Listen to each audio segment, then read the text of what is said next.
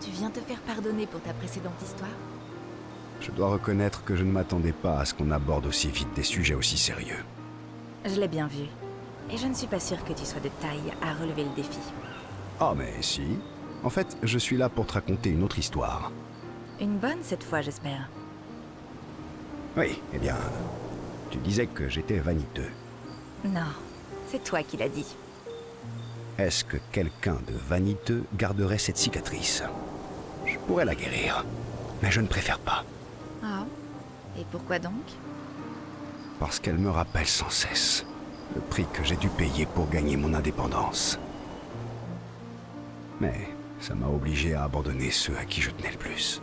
Voilà, sombre et personnel. Satisfaite? J'ai l'impression que tu ne m'as pas tout dit. Et j'imagine que ce n'est pas une coïncidence si Renoir a la même cicatrice.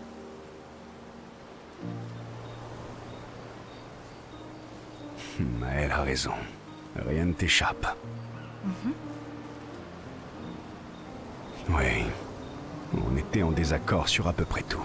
La tactique à employer, les objectifs à atteindre, les lignes à ne pas franchir. Je n'ai pas eu d'autre choix que de m'en aller, mais il ne l'a pas accepté. Vous vous êtes battu? C'était la première fois que ça nous arrivait. Si tu es capable de te soigner, j'imagine que ça veut dire que Renoir aussi. Et pourtant, il a fait le même choix que toi. Intéressant.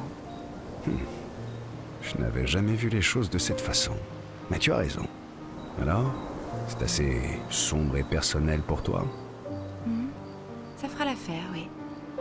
Assez pour mériter d'entendre l'histoire liée à cette cicatrice sur ton ventre? Nous avons tous des cicatrices que nous préférons garder, n'est-ce pas? C'est profond. C'est surtout une histoire que je te raconterai une autre fois.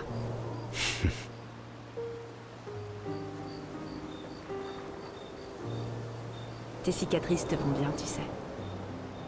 Je sais, c'est la vraie raison pour laquelle je les garde. Je m'en doutais.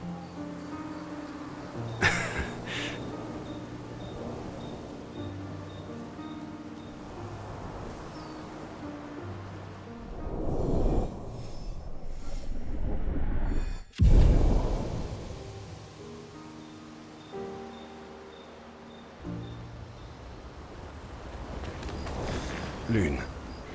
Très bien.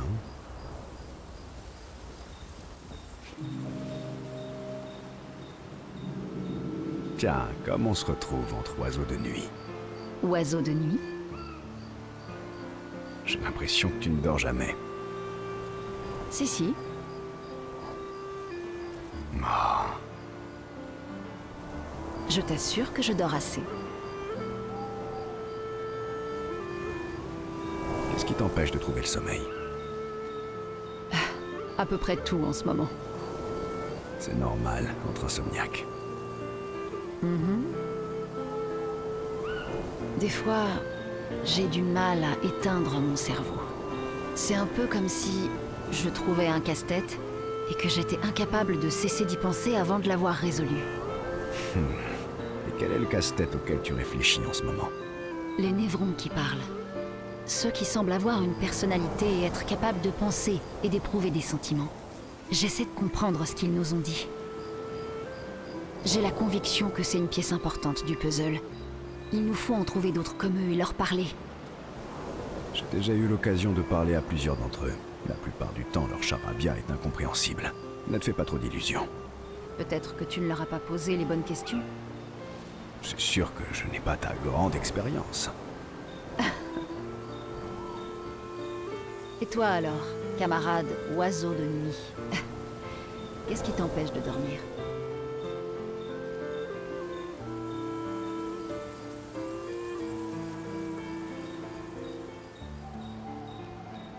Ah, tu sais, le poids du monde sur mes épaules, le fait d'être une âme torturée, ce genre de choses. Ah, au moins tu as le sens de l'humour. Allez, te fais pas prier. Je t'ai bien répondu, moi. C'est vrai que tu l'as fait. Et avoue que ce n'est pas désagréable de s'épancher de la sorte. Peut-être. Mais c'est encore plus agréable quand on n'est pas la seule à s'épancher. Je ne me repose pas vraiment quand je dors. Avant, je faisais d'affreux cauchemars. Mais sans que je puisse l'expliquer, c'est encore pire depuis qu'ils ont cessé. Maintenant, il n'y a plus qu'une espèce de grand vide oppressant. Fascinant. Est-ce que tu ressens un certain malaise quand tu dors? Ou de la souffrance, peut-être? Tu es conscient du temps qui passe? Il faudra que je t'observe la prochaine fois que tu iras te coucher. Le genre de chose qui ne me met pas du tout mal à l'aise. J'espère bien, vu que c'est juste pour la science.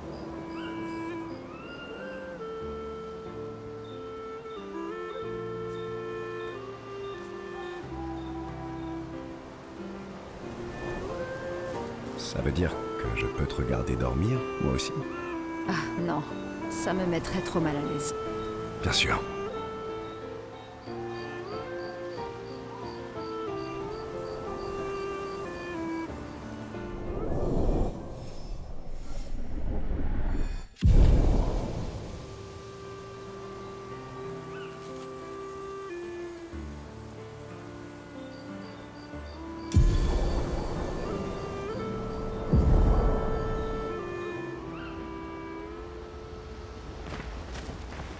Prête à affronter les...